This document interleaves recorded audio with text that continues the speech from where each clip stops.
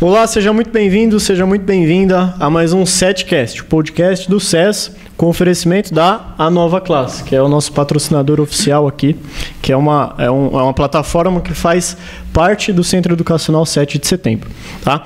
Hoje é uma honra receber aqui o pastor Cláudio, isso, obrigado, da Igreja Metodista de Atibaia, para conversar com a gente e tirar algumas dúvidas sobre a teologia. Certo. Ao meu lado está o Jonathan Bordignon. Eu sou Anderson Silva e vamos para o nosso bate-papo de hoje. Certo. Pastor Cláudio, e aí? Vamos começar do começo, lá em Gênesis. Como que iniciou essa sua caminhada? Como que você... posso chamar de você? Claro. Para ficar... Né? Como que você conheceu a teologia? Como que foi? Foi uma coisa que veio lá de criança, veio de adulto? Certo. Como foi? Então, na verdade, né, eu me converti com 24 anos e até então, nesse tempo aí, eu não estava fazendo direito em Bragança Paulista, né? E estava levando a vida normal, trabalhava no fórum de Mariporã e tal. E nesse período aí eu passei por uma crise existencial, né? Uma coisa esquisita que aconteceu na vida e foi muito conflitante para mim. E aí, de repente, eu fiquei sem chão, né? Fiquei de um jeito que não tive mais condições de trabalhar, não tive mais condições de estudar, entendeu? Aí tive que sair da faculdade no segundo ano, estava fazendo direito. E aí também precisei pedir exoneração do fórum, porque eu prestei o concurso, né? Daquela vez, uma vez, Caramba. Depois eu prestei um outro concurso, né? Daí Mas pedi exoneração porque estava sem condição. Estava sem condição. Fiquei um ano fora, né? Completamente perdido, assim, sem chão. E foi nesse momento que eu fui procurar Deus, né? Estava muito esquisita a minha vida. E daí um amigo meu me levou na igreja lá e conheci um pastor, né? E esse pastor começou a trabalhar comigo. E foi nesse momento que eu então comecei a ter esse contato de fato com Deus. Até então eu era católico, mas aquele católico de domingo, não era muito assim, sabe? Não praticante. Não praticante, exatamente. E aí fui levando a vida, né? Esse pastor, aí que eu falo, né? Do jeito que ele me pegou, ele foi o diferencial na minha vida, né? Antonito Santana Moreira, um pastor querido, muito amoroso. Ele não tinha um grande discurso, mas ele tinha muito amor, né? A igreja dele era cheia, né? Justamente por esse fator do amor, né? Ele era um paizão. Acolhia, assim, de uma forma maravilhosa. E várias vezes ele me assistiu nos meus momentos de crise, assim, e tal, e aí ele veio trabalhando comigo e tal, né? E aí eu passei por todo o processo de transformação, né? E realmente eu vivia no mundo aí, bebia, fumava, zoava, né? E de repente esse mundo mudou para mim. Comecei a ser um igrejeiro, todo domingo ia para a igreja e tal. E esse tratamento pastoral foi muito diferente para mim, entendeu? Fez toda a diferença na minha vida. E por isso que eu acabei me apaixonando pela teologia nessa questão, pelo amor de um pastor, né? Eu falei assim, nossa, isso é real. Ele cumpriu com o papel dele, né? Exatamente. Aí você quis ir lá saber mais, né? Estudar mais. Isso. Mas antes disso, né, eu me batizei e comecei a me envolver na igreja com pequenos trabalhos ali, né? Me envolvendo assim, naturalmente dentro da igreja. E foi aí que eu senti a vontade de fazer teologia. Eu perguntei para o meu pastor como que fazia, ele pegou, me deu umas orientações, e eu fui para o seminário e comecei a fazer o seminário, né? Então, e o que é preciso para fazer teologia? Para fazer teologia? Quais foram esses passos que... Então, a teologia ela é interessante porque antigamente a teologia era um curso livre, né? Não era reconhecido pelo MEC. Então, né, ele começou a ser reconhecido a partir de 2001. Então, quando você fez, era já ou não? Não era. Olha, Na época, quando eu comecei a fazer, era o curso livre. Então, todas as igrejas, o curso teológico no Brasil era livre, né? Tanto da igreja presbiteriana, né? Os anglicanos, os luteranos, os metodistas e os batistas, que são igrejas históricas, e que requeria, então, o curso de teologia para ser pastor, né? Que são, mesmo que fosse o curso livre. E aí, então, eu comecei a fazer esse curso, só que era muito pesado também o curso, entendeu? Não era porque era um curso livre que você fazia de qualquer jeito. Era uma graduação já, exatamente. Só não era reconhecido como. Mas Exatamente. aí, no caso, você decidiu ir para teologia já com o objetivo de ser pastor? Ou foi para conhecer mais? Na verdade, foi mais para, né, tipo assim, um preenchimento, né, pessoal. Se aprofundar para aprender um pouco mais, né? Como eu era líder de igreja, então, mais para frente que eu vi essa possibilidade, né? Ah, sim. E aí até que um dia que eu me senti chamado, né? Então, a questão do curso teológico, para mim, foi uma questão de chamado, né? Tem gente, igual a gente estava, o Anderson fez algumas perguntas relacionadas a isso, tem gente que realmente faz para conhecimento, né? Mas ali, no meu caso, ali foi realmente um chamado. Eu comecei a me envolver espiritualmente, né? E sentir a presença de Deus e tudo mais. E essas questões, elas foram como se fosse uma erupção dentro de mim, né? E então, esse fervor que eu tinha me levou a buscar mais conhecimento teológico. É muito louco quando acontece isso, né? É tremendo. Quando vem e você precisa sentar, ler, se aprofundar, aprender. E só na Bíblia ali, Anderson, vou falar para você, muitas vezes não dá, né? Você tem que ter um orientador mesmo, uma pessoa que te traga mais conteúdo, né? Mais cabedal para você ir um pouco mais. Eu sempre aprendi que a gente, na questão de busca de conhecimento, a gente pode ir no raso, né? E que para ir para o profundo muitas vezes é muito dolorido para adquirir esse tipo de conhecimento. Sim. E nessa esfera do transcendental é muito mais complexa ainda, né? Que você está lidando com questões muito subjetivas. Então, esse aprofundamento ele é fabuloso no campo da teologia, né? Por isso que é empolgante, assim.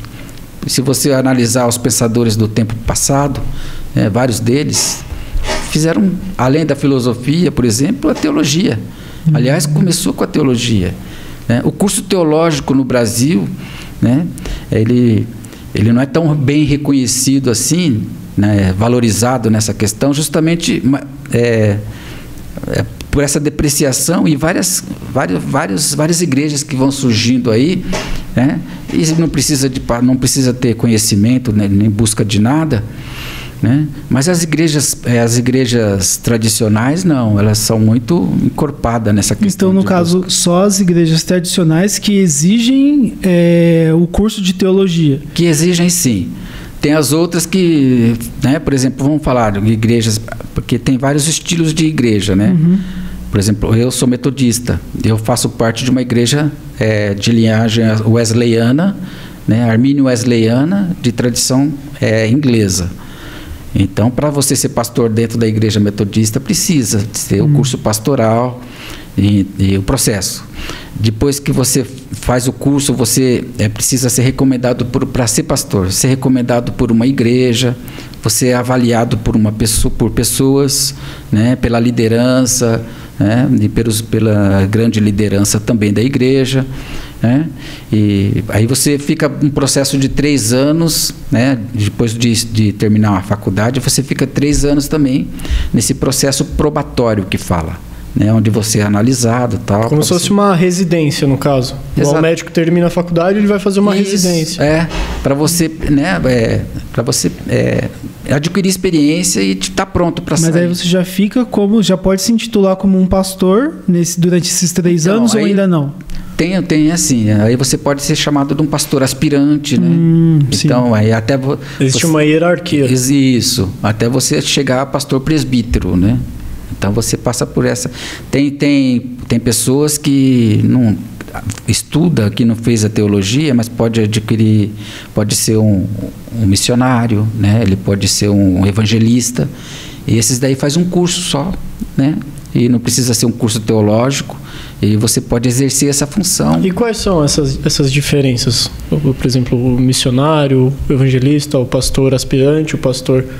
Aquele outro, eu não lembro o outro nome que você falou. Então, aí tem o bispo, né? Porque... O bispo é a autoridade máxima. A igreja metodista, ela é de um concílio episcopal. Episcopal é porque o líder maior sempre é um bispo, né?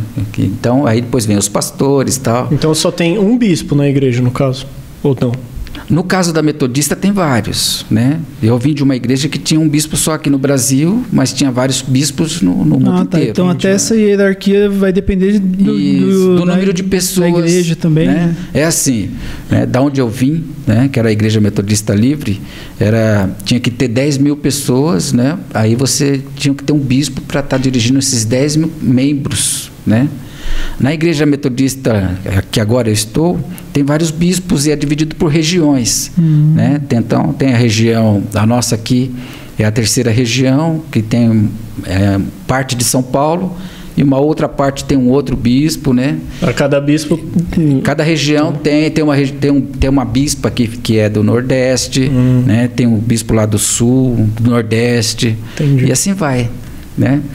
Isso, quem trouxe o metodismo basicamente para o Brasil foi os americanos, né? Então foram assim, os ingleses levaram para a América e os americanos evangelizaram o povo aqui, né?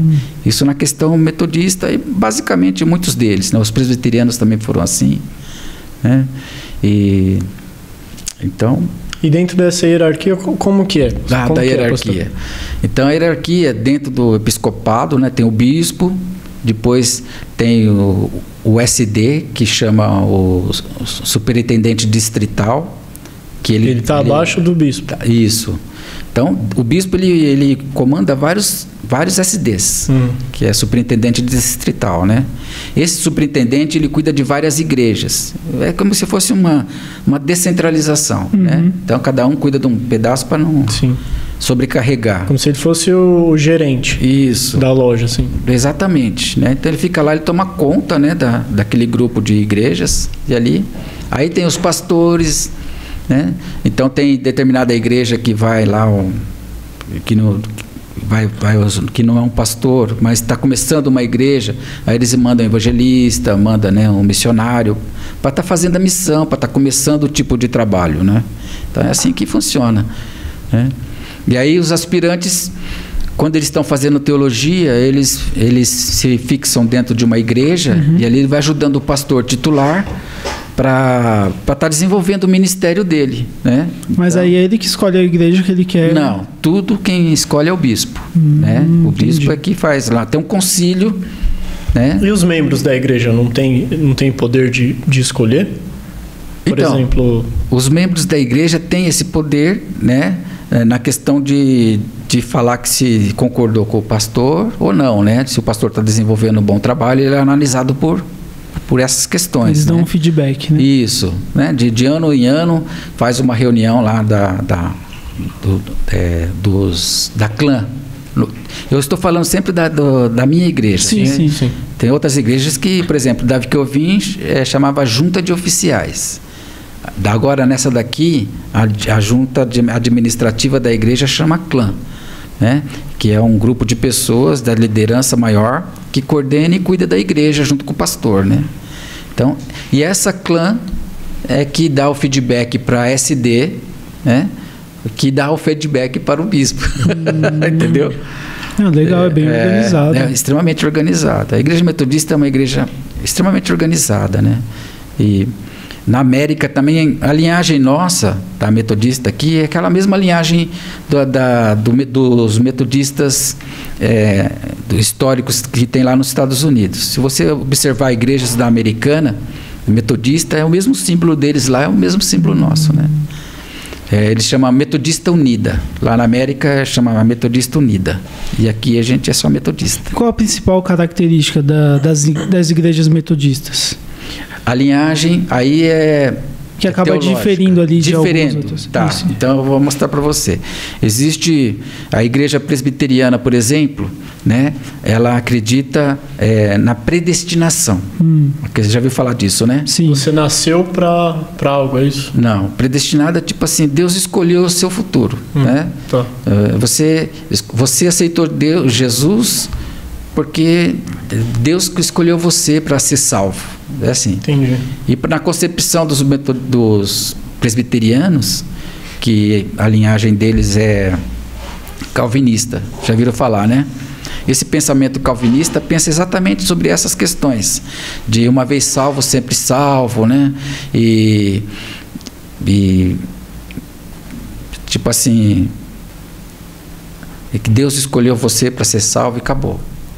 Diferente de nós, metodistas, que temos uma linhagem armínio-wesleyana, né, que pensa justamente na questão do livre-arbítrio.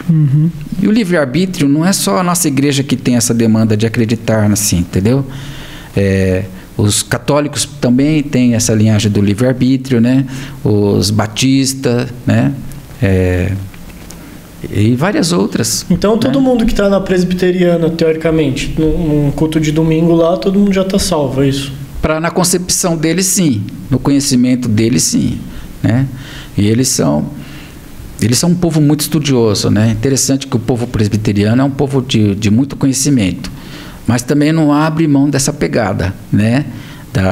Dos predestinados, né? Então isso é muito... É uma igreja abençoada também, né? Mas sim, eles têm essa linhagem, né, que busca amparo bíblico para defender esse posicionamento, né? E na minha concepção, eu também estudei isso no seminário, porque a gente analisa todos os tipos de posicionamento. E eu vejo que esse posicionamento do livre-arbítrio ele é muito tranquilo, entendeu? Na questão de Deus trabalhar a sua salvação junto com você, entendeu? Então, não significa que Deus não escolheu você para ser salvo e que Deus não sabe Deus não sabe do seu futuro e tudo mais. Não é isso que a gente sabe, porque senão a gente tira a soberania de Deus, entendeu? Deus sabe todas as coisas, né? Mas Ele, dentro do seu infinito amor, Ele deu a possibilidade de você escolher o seu caminho, escolher a sua salvação, né? Então, por isso que eu falo que o armínio, essa teologia arminiana, ela é muito segura, ela é muito tranquila, né? Ela dá um amparo muito tranquilo, essa questão da liberdade. Sim. Né? No caso, esses diferentes posicionamentos, né? Não sei se a gente pode dizer que é errado, né? Assim, acredito que não, mas esses diferentes posicionamentos, eles se dão porque algumas passagens elas cabem diversas interpretações na Bíblia? Seria por isso? Exatamente, né? É a mesma coisa, a questão é a interpretação mesmo, né? Aquela questão de um grupo ler né? E ter os pensadores teológicos que fundamentaram esse tipo de teologia, né? E veja bem, nós estamos em 3 aqui, né? E se a gente de repente pegar o posicionamento de algumas questões, eu posso falar, essa garrafa ela fica boa aqui, mas o Anderson pode olhar para mim e falar assim, se ela ficar para cá ela fica melhor, entendeu? Não deixou de ser garrafa, não deixou de ser água, mas os posicionamentos são diferentes, entendeu? Então é o prisma também, é a mesma coisa. A questão de entender a teologia é a mesma coisa de entender um prisma. Se você colocar um prisma aqui, eu estou vendo de uma forma, um posicionamento seguro e tranquilo para mim, mas o Anderson está vendo de uma forma, você, qual é o seu nome? Jonathan, né, Jonathan? Você está vendo da sua forma, a sua verdade é essa. Ele segura dele. São os pontos de vista. São os pontos divergentes, né? Mas que cada um tem a sua. E como que o professor controla isso dentro de uma sala de aula? Porque tá todo mundo fazendo teologia ali. Só que nem todo mundo segue o mesmo pensamento. Ah, tá. Como que funciona isso? Como que funciona esse estudo? Porque tá todo mundo estudando, teoricamente, a mesma coisa, certo. Só que cada um tem um posicionamento diferente dentro da sala de aula. Tá. Antigamente, quando os cultos eram livres, né, aceitava só quem queria ser pastor mesmo, entendeu? Esse é o diferencial. Então, por isso que era indicado pela igreja, né, pelo líder. Tinha que ser indicado antigamente, né? Entendi. Hoje também é. Se você quer ser pastor da igreja metodista, você é indicado, né? Entendi. Aí junta a clã faz lá a reunião, vai estudar a possibilidade. Não é só chegar com um diploma Não, fala assim, eu quero ser pastor, Entendi. né? Mas a clã e os pastores lá vão analisar você para ver se você tem um perfil para ser um pastor, né? E aí encaminha, né? Encaminha para a faculdade e a pessoa começa a estudar, né? Antigamente o curso era livre. Eu vou falar desse processo que eu passei e que eu vi alguns passando também. Quando era livre era tranquilo. Por quê? Porque a igreja ela já estava fundamentada para a sua fé, para o seu conhecimento, né? Para a sua igreja. Então não tinha divergências. Ela já trabalhava a teologia em cima. Era pronta para você. É como se a metodista tivesse uma escola, a presbiteriana tivesse outra escola. Os batistas tivessem uma escola. E do jeito que você aprendia no seminário, você levava para lá. Entendi. E ainda é assim. Mas existe essa divisão ainda, né? Mas aí o que muda agora? Com a entrada do reconhecimento pelo MEC, não pode mais, né? Você, embora tenha os metodistas são confessionais, né? E os presbiterianos são confessionais, porque eles acreditam na possibilidade da fé, né?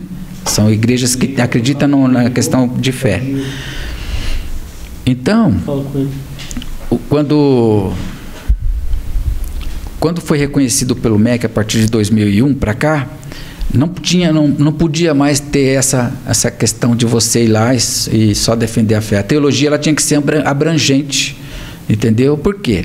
E também você não podia receber só crente, né? Aí que entra os que gostariam de adquirir conhecimento de teologia só por ter conhecimento.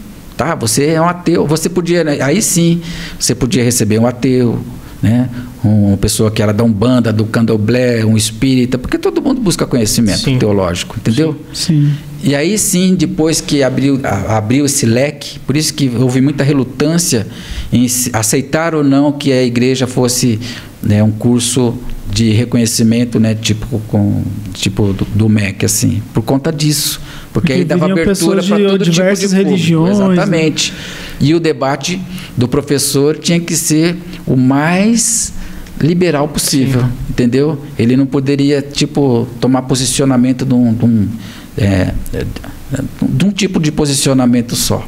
Ele tinha que jogar, né, e deixar que cada um analisasse por si, né? Mas ele jogava o que estava dentro da teologia, né? Por que falava da hamartiologia, né? Por que falava sobre a questão do pecado? Então explicava todas essas questões do pecado, né? Você podia ser um bandista, estava escutando, né? Mas estava aprendendo.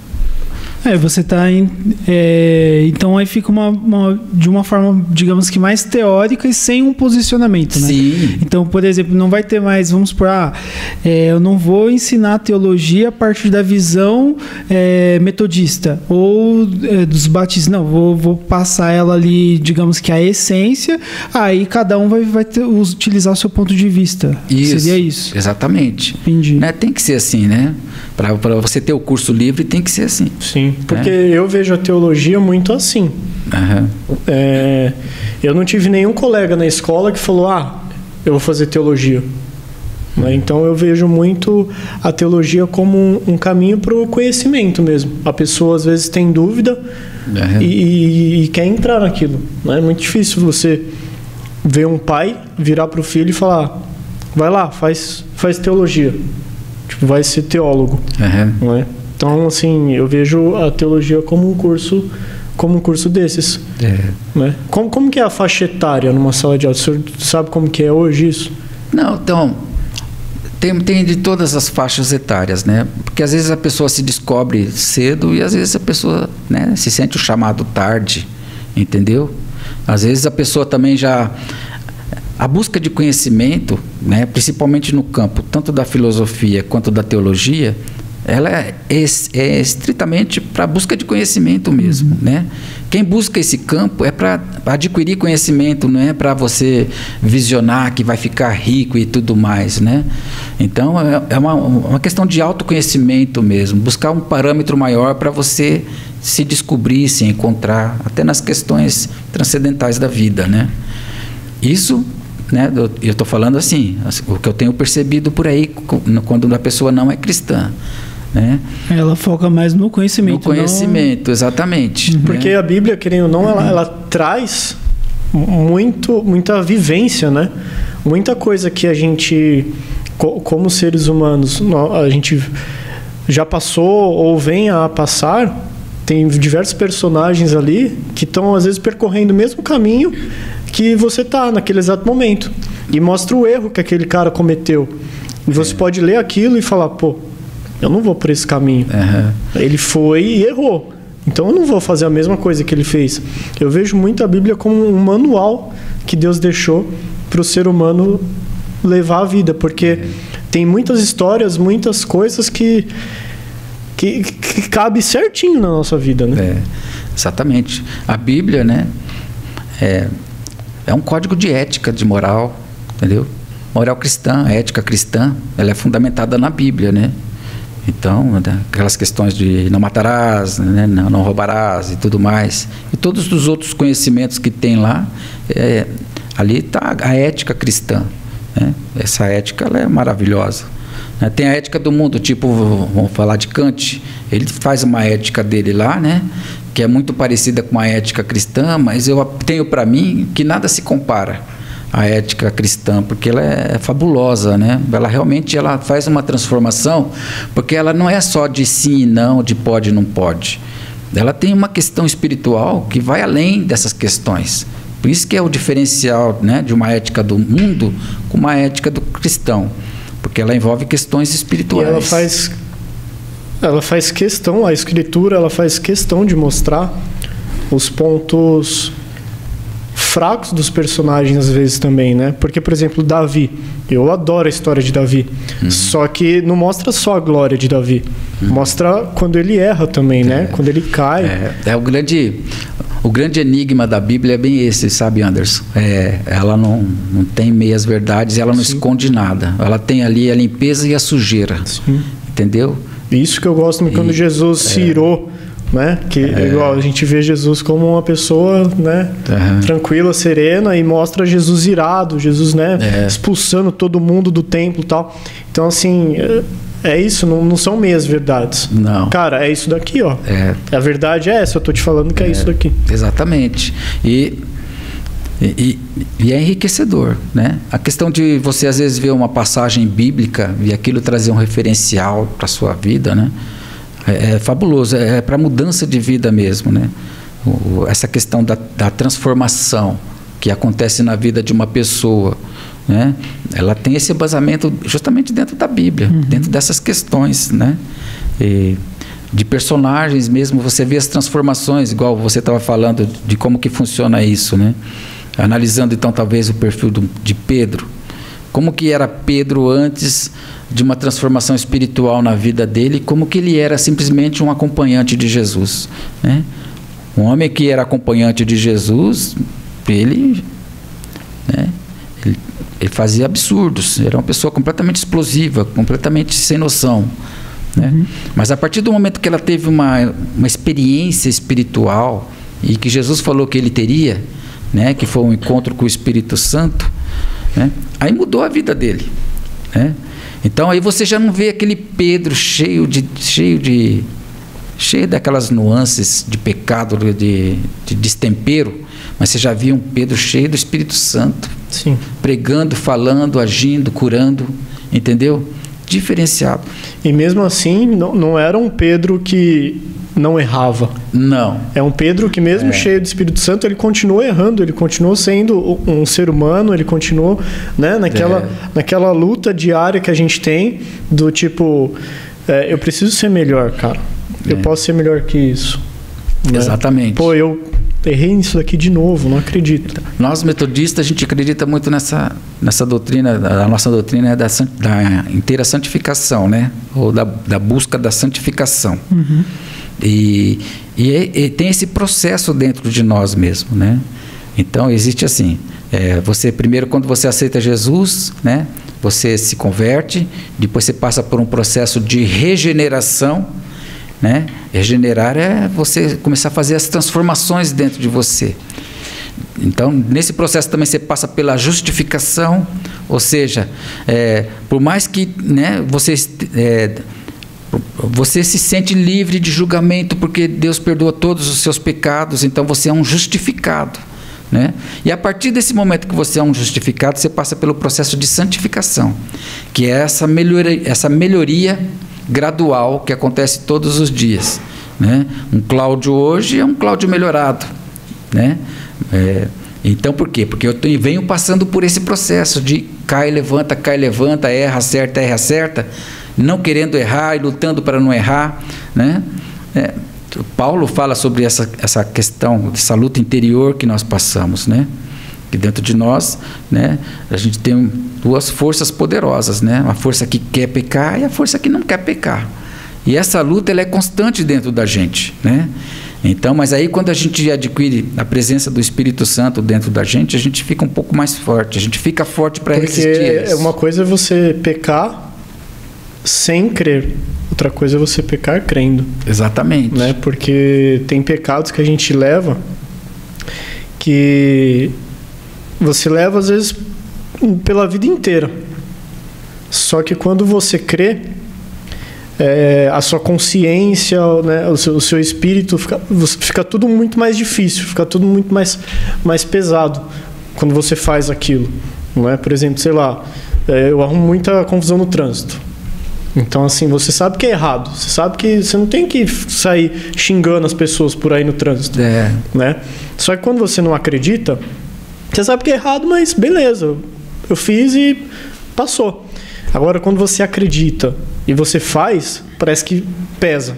Né? Vem um sentimento, assim, você fica pesado, você fica com a consciência pesada com aquilo. Exatamente. Ali. Né? Então, e essas questões, quando você passa a ser um homem espiritual, né? Esse constrangimento que você sente na alma, né? Na mente, isso daí também é o Espírito Santo te avisando, né? E quando você está pelo mundo aí, que você não tem um referencial de nada, né? É muito difícil você parar numa crise, né? Mas quando você sabe que você tem a presença do Espírito Santo dentro de você, você sabe.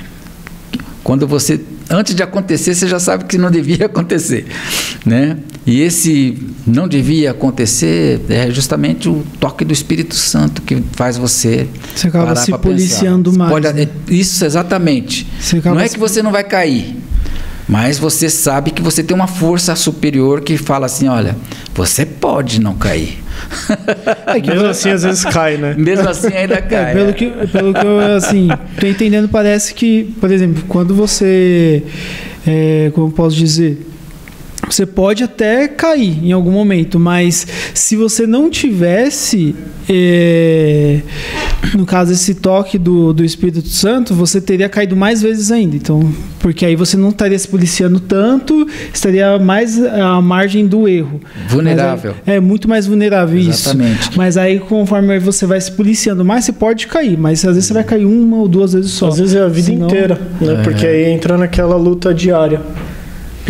Mas aí te dá mais força para na sua luta diária você cair menos. Né? Não significa que você vai ser uma pessoa perfeita. Jesus Cristo uma vez contou uma história falando sobre uma pessoa que estava no caminho, né? E aí de repente era possesso e daí foi limpo. O demônio saiu da pessoa. Aí foi falado para essa pessoa para ela tomar cuidado, porque para andar alinhada, porque senão o demônio voltava na vida dela, né? E aí depois, e falou assim, olha, quando você sai e fica com a casa vazia, 7 demônios tomam conta, né, volta, e vendo a casa vazia, faz morada novamente. Aí já não vem ele sozinho, vem ele e mais coisas. Então, essa história ela nos mostra que quando a gente também vai tem a presença de Deus, né? E você abandona tudo, né? Então, o que acontece? A condição que você fica é extremamente pior, né? Porque quando você está no caminho e você sai, né? Aí o diabo ele pega, tipo assim, você perde aquela retaguarda espiritual. Mas não significa que o Espírito Santo não está te avisando sempre, né? Como a velha história do filho pródigo. Eu sei que eu vou fazer, eu vou cuidar da minha vida e deixa tudo para lá, não quero nem saber. Ele vai, mas chega uma hora que depois de ir para o fundo do poço, ele vai fazer um exame de consciência e fala, poxa, na casa do meu pai era tudo diferente, né? Também tem um versículo na Bíblia muito interessante que fala assim, olha, ensina seus filhos o caminho que deve andar, porque quando ele estiver grande, e estiver, por exemplo, passando por uma situação difícil, né? Ele vai lembrar dessa raiz que ficou da fé, de volta, o caminho da volta, né? Você vê como que é esse negócio? Ele é bem... cuida dessas demandas, né? De você ficar vulnerável ou não. Você pode falar, perde a salvação, né? Pode um cristão, então, como falando dos presbiterianos, perder a salvação ou não? Lá em Hebreus fala sobre apostasia, né? Apostasia que significa que você está no caminho aqui e de repente as pessoas abandonam a fé e não voltam mais. Isso, e perder a salvação. Isso é profundamente possível, entendeu? Então não tem essa questão de uma vez salvo, sempre salvo. A Bíblia é recheada de versículos que fala para você cuidar, para você ser vigilante, né? Para você cuidar da sua salvação. Domingo eu falei sobre isso no culto, né? Para a gente estar cuidando da nossa salvação, porque ela depende justamente desse processo de crescimento, né? E no caso, uma coisa que eu fiquei curioso durante o curso de teologia, vocês estudam somente a Bíblia ou tem mais algum tipo de complemento? Boa pergunta. Exatamente. Eu achava que era só a Bíblia. Não, né? O curso teológico é um curso fantástico, porque ele cuida, além das matérias relacionadas à Bíblia mesmo, aos conhecimentos espirituais, você também tem os conhecimentos seculares que acompanham, né? Então, você estuda de 6 meses a 1 ano de filosofia, né? Eu estudei mesmo 1 ano de filosofia, né? Estuda história também, acontecimentos também, históricos. História, né? Tem a história bíblica, né? Que você passa pela patrística, o começo da igreja, né? A patrística, a escolástica são os primeiros pais da igreja, os que formularam a Bíblia, por exemplo, né? Foram esses primeiros padres, né? Então, e todos teólogos, né? A história é recheada de teólogos fabulosos, entendeu? E que realmente, como o Anderson a gente estava comentando ali, de vir e fazer alguma coisa para a humanidade, esses teólogos foram fabulosos, né? E eles formularam a Bíblia nessa questão. Bom, vamos fazer dentro da sua primeira pergunta, né? Psicologia, né? Aconselhamento pastoral, entendeu? Então, sociologia, né? Você estuda línguas também, 2 línguas, as línguas bíblicas, por exemplo, você estuda o grego, que é a linguagem do Novo Testamento, e o hebraico, né? Que é a linguagem do Velho Testamento.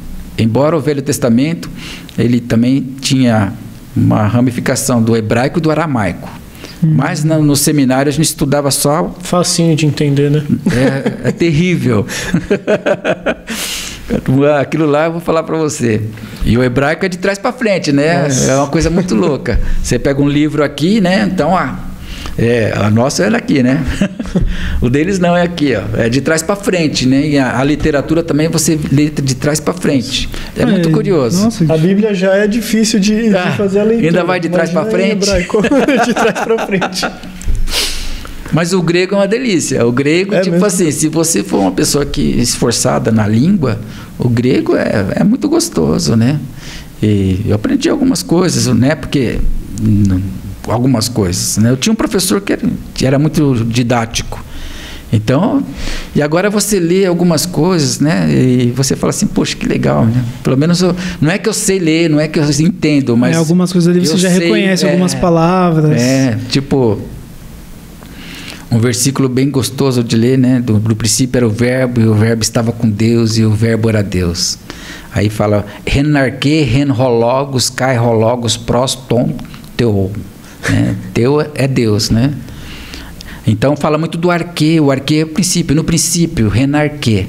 Esse princípio também ele dentro do conhecimento filosófico e teológico, todo mundo corre atrás desse princípio das coisas, da essência, né? É a pergunta, né? O princípio era o verbo. E para a gente que é cristão, o princípio nosso é o verbo. Sim. O verbo é Cristo, né? A nossa essência fundamental da fé, né? É o verbo, né? O verbo vivo que é Cristo. Legal. E tem outras matérias mais. Nossa, você aprende de tudo, rapaz. É uma coisa impressionante. E tem matérias que... e também tem os cursos práticos de prática pastoral também, né? Que ensina como que... No caso da gente que quer ser pastor.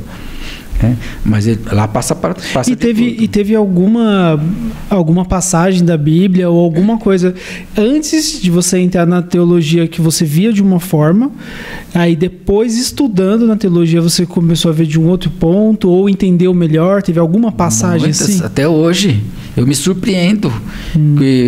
Não sei se é esse fator da maturidade, né, ou do conhecimento que você vai adquirindo ao longo do tempo. Então hoje você lê um texto, né, com a sua cabeça, com o seu histórico de vida, entendeu? Aí a partir de você passa 10 anos, você vai ler aquele mesmo texto, é um outro referencial, né? E junta com outros conhecimentos que você tem também, né? E o conhecimento, ele parece que é uma coisa fabulosa que dá a impressão que não tem fim, né? Parece que você entra numa raiz, você acaba descobrindo, né, outras bifurcações. E a Bíblia é exatamente assim. Várias questões que eu li, falei assim, nossa, como eu entendi errado. Mas será que isso não é um ponto negativo dela abrir margem para diversas interpretações? Porque aí abre margem para pessoas utilizarem ali um trecho de uma forma negativa, de uma forma para prejudicar alguém ou julgar alguém. Como muitos já fizeram, né? É um livro extremamente poderoso, a Bíblia. Para o bem e para pessoas mal intencionadas, infelizmente para o mal. Entendeu? Então, a gente fala que usa um texto fora do contexto como pretexto, né? Então, se a pessoa quer ganhar dinheiro, vai lá e faz... A gente vê isso de monte, dentro da nossa contemporaneidade, né? A teologia a teologia da prosperidade, por exemplo, ela vai por essa linhagem. Faz um mercantilismo da fé feroz, né? Nojento de ver.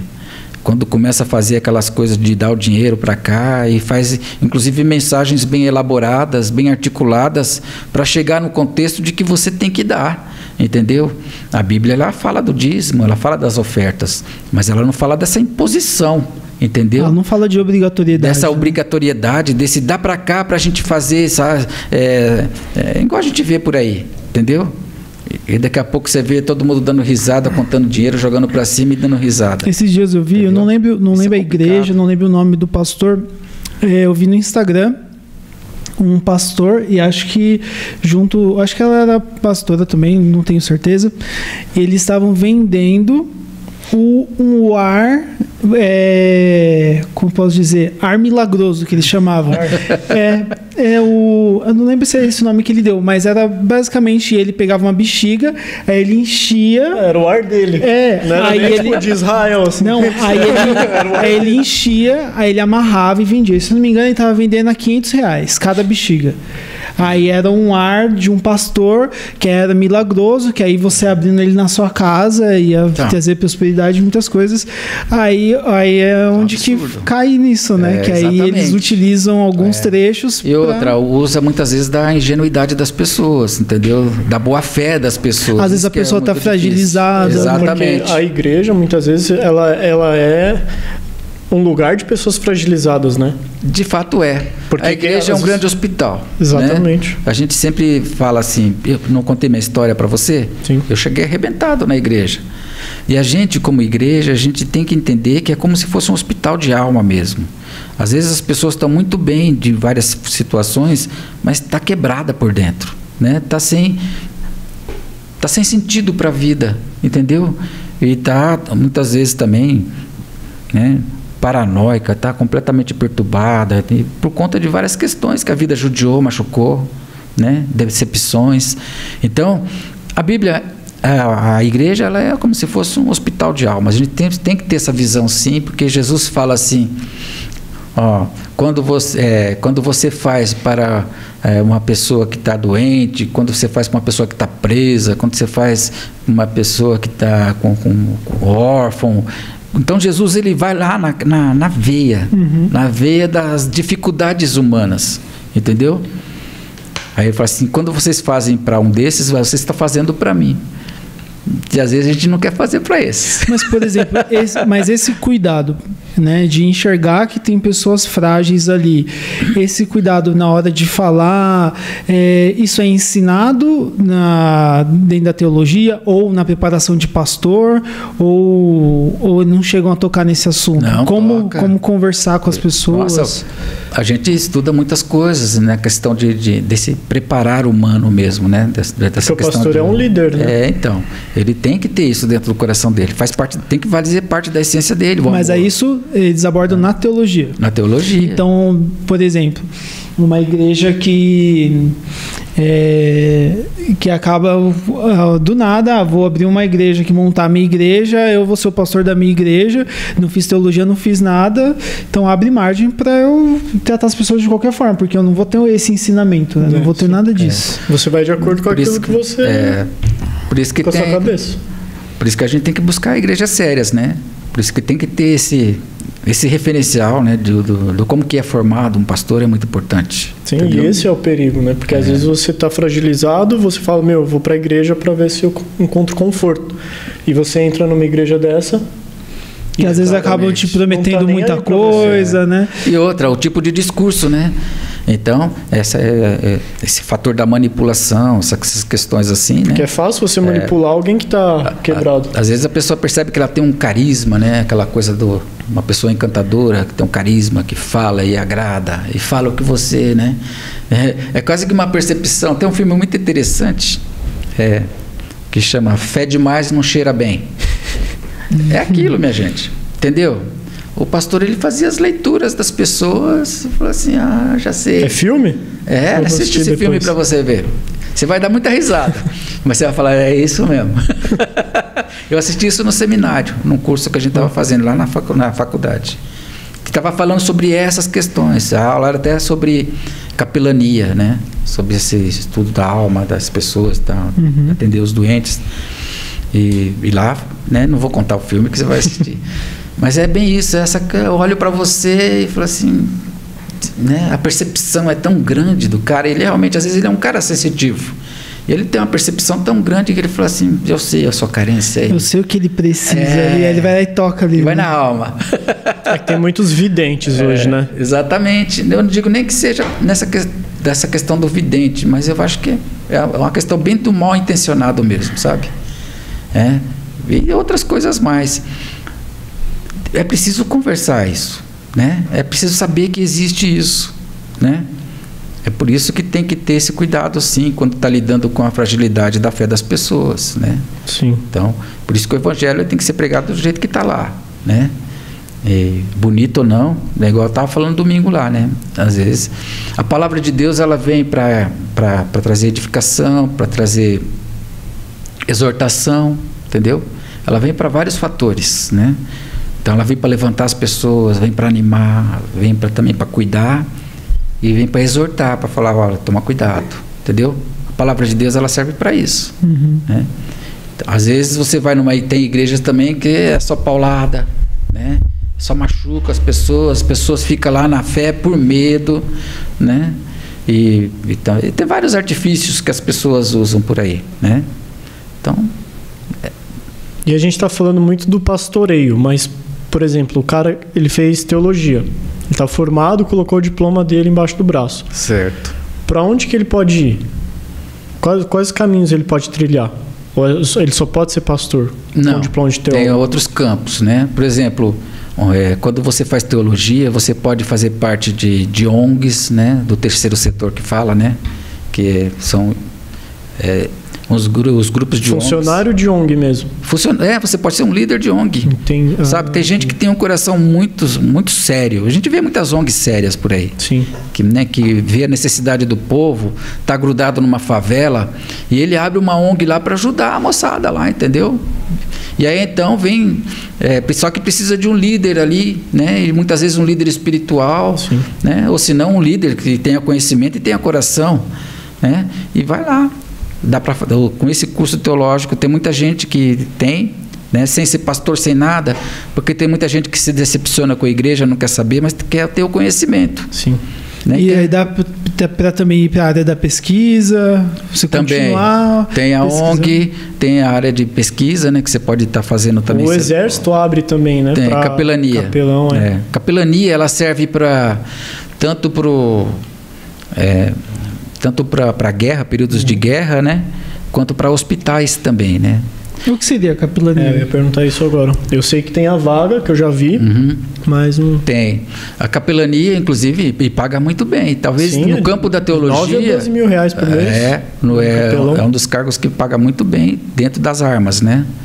E nos hospitais é o que dá assistência espiritual para as pessoas que estão, né? É um pastor das Forças Armadas mesmo. Isso, é um pastor das Forças Armadas, que vai cuidar justamente dos traumas. Entendi. Né? Por exemplo, na guerra que está acontecendo agora, né? Os capelões. Tem vários capelões que estão lá dando assistência. Por quê? Porque às vezes aquele lá é o último momento da pessoa. E a pessoa, quando está perto da morte, ela fica desesperada e quer se agarrar. Entendeu? Porque está com medo, né? Ou porque está querendo voltar, talvez um resgate de alma, né? Estava distante, quer se reconciliar com Deus. E é um cargo que, né, por exemplo, quando eu era mais novo, eu estava na faculdade ainda, eu lembro que abriu o concurso e tinha lá uma vaga para fisioterapeuta e 6 vagas para capelão. E eu olhei aquilo e falei, por que tem 6 vagas para capelão e uma vaga para fisioterapeuta? Mas olha a importância disso. Mas então, basicamente, o capelão ele é um pastor dentro do exército, seria isso? Ou ele tem outras funções? Quando é capelão, é nas Forças Armadas. Nas Forças Armadas, né? Ele está ali para dar assistência espiritual para os soldados. Imagina, o cara está numa zona de combate. Mas aí essa é a função dele, ele não tem uma outra função lá. Né? Enquanto ele está lá, ele faz culto, né? Quando é católico, faz a missa, entendeu? Entendi. Capelania também tem dos católicos também. O padre faz teologia também? Faz. O padre, é a mesma faculdade? Não. O padre, ele... Então, dentro dessas faculdades, tem a PUC, né?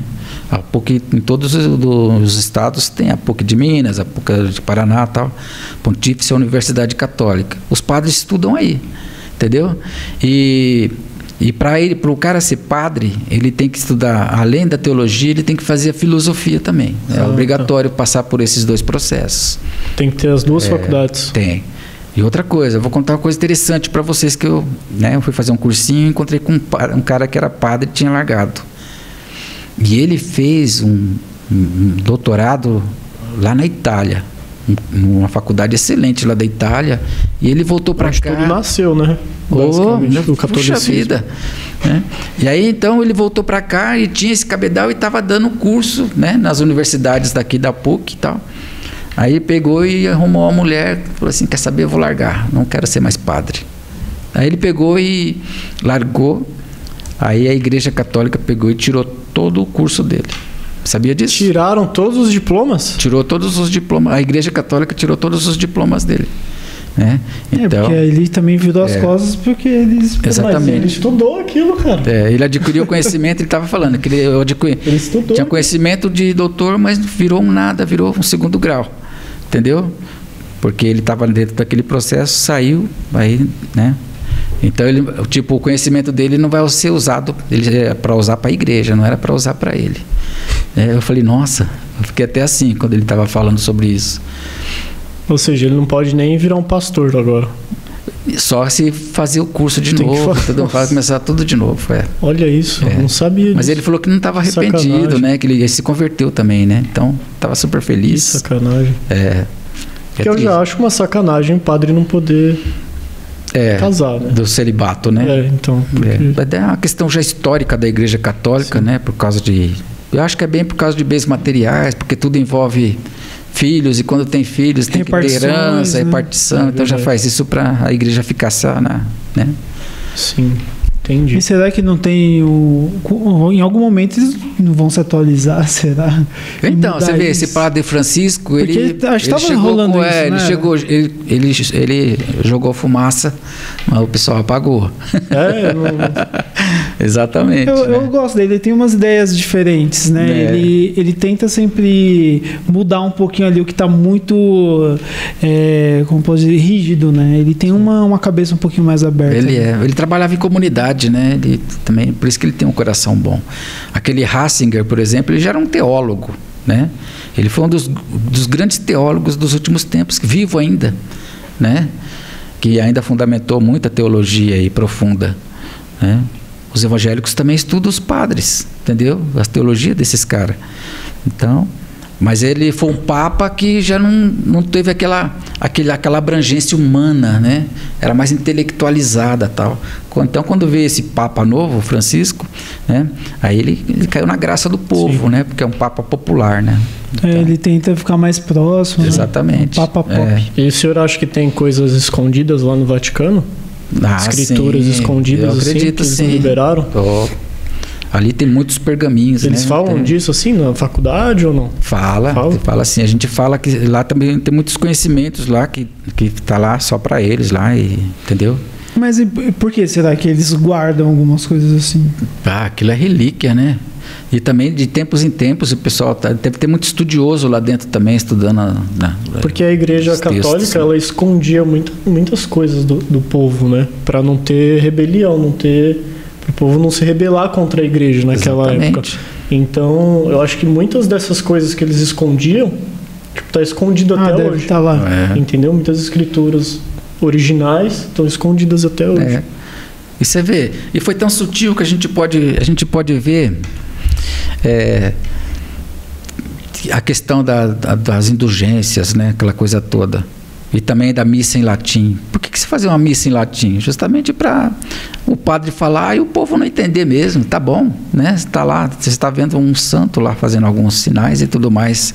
O que falar é palavra santa, ninguém precisa entender. Quem fala latim? Exatamente. A galera só sabe carpe diem. O resto esquece. Exatamente. E era também... né?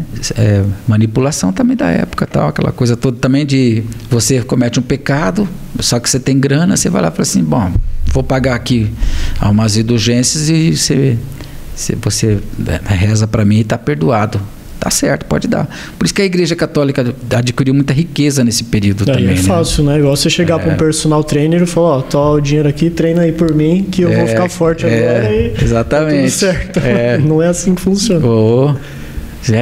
Nossa, é bem Se isso fosse daí. Assim, né? Cuida do meu corpo, né? E eu falo pro padre, cuida da minha alma. Vai pra academia 3 vezes por dia aí que eu vou ficar forte. Falou bem. É verdade. E é isso. E aí? Vai, tira suas dúvidas, cara. Eu tô tirando aos poucos, né? Muita coisa pra eu poder falar. Mas também da igreja, né? Falando ainda um pouco de igreja... Tem as igrejas tradicionais, que eu falei para você, batista, presbiteriana, luterana, né? Metodista e tal. E também tem as pentecostais, que é as igrejas mais voltadas para os dons, né? Para aquela coisa dos dons espirituais e tal. E tem as neopentecostais, né? As pentecostais é a Assembleia de Deus e Deus é amor, né? Para você ter uma ideia de como que é uma igreja pentecostal, assim. São aquelas igrejas mais avivadas, tal. E avivamento que eu falo é na questão dos espíritos, de falar em línguas, né? E também de orar, fazer aquelas orações, ter revelações, né? Então, essas igrejas pentecostais, elas são muito para essa linhagem. E tem as neopentecostais, que é essas igrejas mais renovadas, assim, tipo Bola de Neve. Minha mãe ia uma que era quadrangular. A quadrangular, ela é pentecostal. Ela é dos dons. Essa neopentecostal são tipo mais novas? Igrejas mais novas ou não? público mais jovem. Isso, também. Porque a Bola de Neve é um público jovem. Né? Ela tem essa vertente mais jovens, né? Então, aí tem a Bola de Neve, tem a Renascer, né? Que é considerada neopentecostal. Tem várias delas. Mas qual que é a diferença entre elas? Por exemplo, por que o neopentecostal, o pentecostal, qual que seria a diferença? Então, as tradições... É só o público ou não? Não. É uma questão de teologia mesmo, né? É uma questão também de doutrina, né? Então tem igreja, por exemplo, a igreja pentecostal, ela é muito da doutrina, então tem muitas coisas que pode, que não pode, né? Por exemplo, a igreja Deus é Amor, o homem não pode ter barba, entendeu? E a mulher tem que andar com aqueles vestidos, né? O homem tem que ir para a igreja de terno, aquelas coisas, sabe aquelas coisas, né? Então, e além dessa doutrina pesada, né? Legalista muitas vezes, né? E tem também as questões dos dons, né? Dos dons muitas vezes exacerbados, né? Mas também não digo que isso não é de Deus, né? A questão dos dons espirituais está na Bíblia, né? Então, a questão é que tudo feito com ordem e decência, tal. Não estou falando também que eles são desordeiros, mas estou falando assim que, né, é uma linhagem deles, que eles, né, vivem bem, convivem bem com isso, né, acreditam bem nisso, né. O bom é que tem igreja para todos os tipos, né. Exatamente. O que você se sentir melhor fica naquela, né. E tem as seitas, né. As seitas também é uma outra linhagem. Tanto é que eu falei das igrejas tradicionais, pentecostais e neopentecostais. Agora tem as seitas também, né? E tem igrejas que você fala assim, nossa, uma igreja tão encorpada, tão bonita, tão bem estruturada, e o que ela é? É uma seita, né? Nos Estados Unidos tem muito disso, tem, né? Muita. E o que seria a seita? Os mormons, né? A igreja de Jesus Cristo dos Santos dos Últimos Dias, entendeu? Eles são tido como seitas, né? Os mormons, eles têm um livro paralelo com eles que... A seita, então, qual que seria a diferença de uma igreja para uma seita? Então, a seita, ela tem doutrina que não é bíblica. Por exemplo, os mormons... Ela segue uma lenda, ela segue a Bíblia, mas tem uma outra além da Bíblia. Seria isso? Quer ver? Eu vou explicar. Quer ver? Os mormons têm um livro que é paralelo, um livro de profecia deles lá, que anda junto com a Bíblia. Então, o mesmo peso, o mesmo valor da Bíblia, né? Só que para a gente, a palavra inspirada que a gente tem, né, é a Bíblia. Não tem livro paralelo a isso. Mas aí os mormons, eles usam a Bíblia também?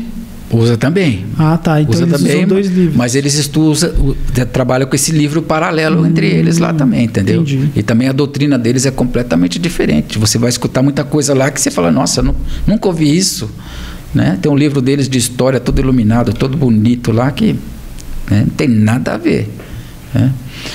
Para vocês entenderem também de uma outra forma, os adventistas é uma igreja muito boa, muito bonita, né? Mas a gente tem eles como seita justamente pela questão desse apego com o sábado, entendeu? Eles não trabalham, né, de sábado. Exatamente.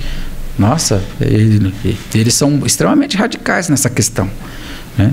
E mas a gente não tem essa pegada, entendeu? Mas aí, no caso, a adventista ela não utiliza nenhum outro livro paralelo à Bíblia, só a Bíblia mesmo. Não, é mais essa questão doutrinária deles, né? Essa questão de ser obrigado a não fazer nada no sábado, como judeus, entendeu? Sim, mas aí eles não foi uma interpretação deles da Bíblia? Foi. Que eles tiraram? Foi. Aí é uma forma que eles viram. A seita, pelo que eu estou entendendo, você é obrigado a seguir um tipo de pensamento. Isso, e a heresia que a gente fala, né? É uma heresia. Muitas vezes lá, né, não tem um amparo bíblico para deixar tranquilo, de forma alguma. Por exemplo, a mulher não pode cortar o cabelo porque... Exatamente. O Testemunho de Jeová também, né, tem a questão do sangue. Olha que coisa interessante, né? Eles não fazem transfusão de sangue, né? Teve muita polêmica com relação a isso. Então, essas igrejas que tem isso não pode, porque se você quiser fazer parte, você tem que fazer isso, né? Essas questões são tidas como seitas. Ah, sim. Né? Que tem uma heresia. Mas elas não se consideram seitas. Eles não. Você vai lá, para eles é igreja. Entendi. Né? Congregação Cristã do Brasil, é seita também, entendeu? Eu sei que, infelizmente, né, você me chamou para falar sobre o conhecimento que a gente tem do que é e não é. Eu sei que muita gente vai escutar e falar, minha igreja que está falando que é seita. Então, dentro desses conhecimentos que a gente tem, é bem isso, né?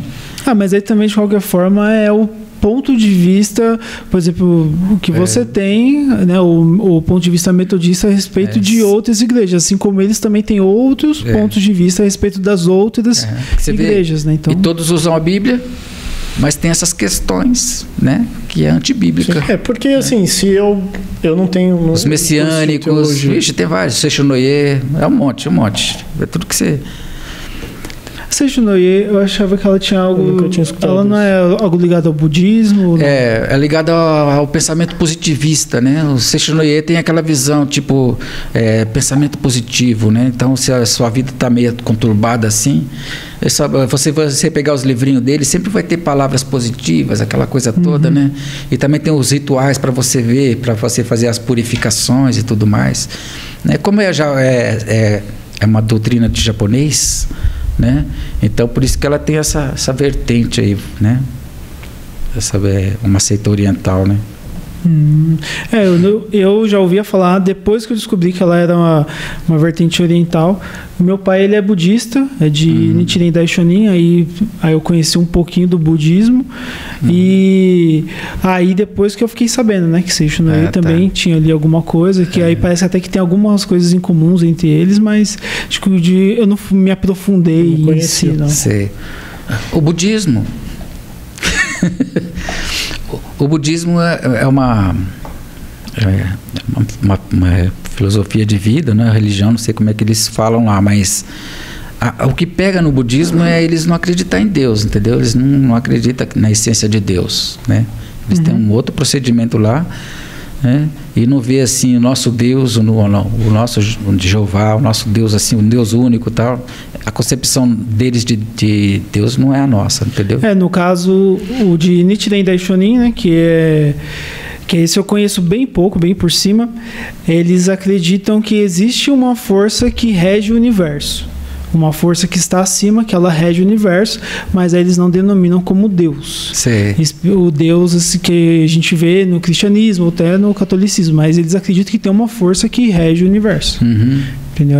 A teologia, ela segue as bases cristãs. Sim, é isso. Exatamente. Então, nenhuma outra religião é baseada tem teologia. O cara que faz teologia, ele vai para a parte do cristianismo. Sempre, porque se você for ver já... Mas também estuda todas as religiões, viu? A gente estuda tudo, inclusive as seitas. Para a gente estar com esse... né? Para a gente saber do que está falando. Mas a teologia, ela já vem de teu, né? De Deus, seria? Isso. Do grego? Teologia é estudo de Deus, né? Então... as questões de Deus. Então, automaticamente, as religiões que não seguem essa vertente, ela não faz parte ali, né? Tem uma passagem bíblica que fala muito interessante dessa divisão entre os judeus, né? E os gentios, que somos nós, né? Que fala assim que Jesus Cristo é a pedra de esquina desses dois grupos, entendeu? Então, a questão é que quando chegou aqui, os judeus não aceitaram Jesus como Deus, entendeu? Então, aí por isso que a gente então, a Bíblia até fala assim, que veio para o que era seus, mas os seus os rejeitaram. Só que com isso nós adquirimos todo esse benefício que foi dado para os judeus, né, veio para nós como herança, entendeu? Nós somos todos filhos adotivos por essas questões, né? Pelo fato de a gente aceitar o sacrifício de Jesus e tudo mais, né? Que Ele fez por nós na cruz. Então Jesus Cristo é a pedra de esquina, né, da divisão dessas duas vertentes, né? Os judeus, se a gente for ler o Velho Testamento inteirinho, né, a gente as mesmas crenças dos judeus, entendeu? Só tem que eles são muito ritualísticos, são muito ainda, né, eles têm os rituais deles lá, porque eles acreditam no mesmo Deus que nós acreditamos, né? O blefe deles é não aceitar Jesus pós Jesus era judeu, né? Era judeu, né?